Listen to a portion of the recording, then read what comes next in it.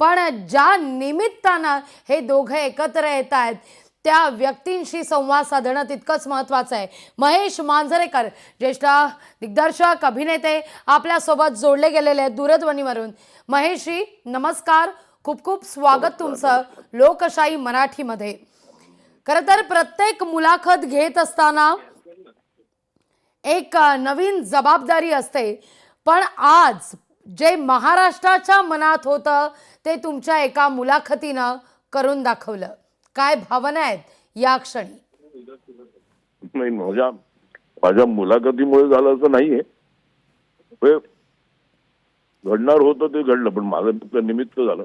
मला असं वाटतं कुठल्याही गोष्टींचे समजा विसंवाद मिटत असतील, एकमेकांबद्दलचे मिटत असतील तर काही आनंदच आहे की दोन माणसांचं समेट होणं याच्यात काहीच वावगं नाही. आणि ते माझं निमित्त झालं याचा मला आनंद आहे.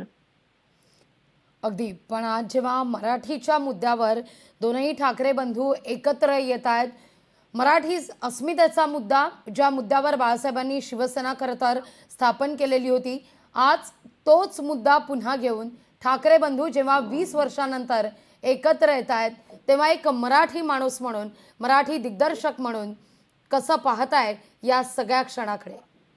नाही, चांगलंच आहे. म्हणजे माझं म्हणणं आहे की राजा हा माझा मित्र आहे आणि बाळासाहेबांचे माझे फारच जवळचे संबंध होते, फारच जवळचे संबंध होते.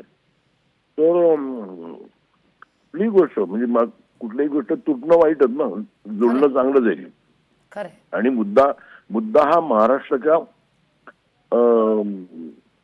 माणसापासून सगळ्यांबद्दल असं महाराष्ट्राच्या भल्यासाठी असावा आणि ह्याच्यातनं काही भलं निघणार असं आनंद आहे की. अगदी. महेशजी, या मेळाव्याला तुम्ही उपस्थित राहणार आहात? नाही, माझं शूटिंग चालू आहे, मी मडालीला शूट नाही. अगदी.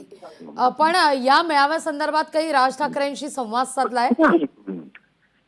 नाही, मला वाटतं माझ्याशी संवाद का जातील हा त्यांनी डिसिजन घेतलाय एकत्र येण्याचा. आणि मी जसं म्हटलं ना की कुठलीही गोष्ट जर का समेट घडत असेल तर चांगलंच आहे, त्यातनं काहीतरी चांगलं निघावं एवढीच अपेक्षा. अगदी अगदी अगदी. खूप खूप धन्यवाद महेशजी, आमच्याशी संवाद साधलात त्याबद्दल. लोकशाही मराठी ऐका, पहा, जागरूक रहा.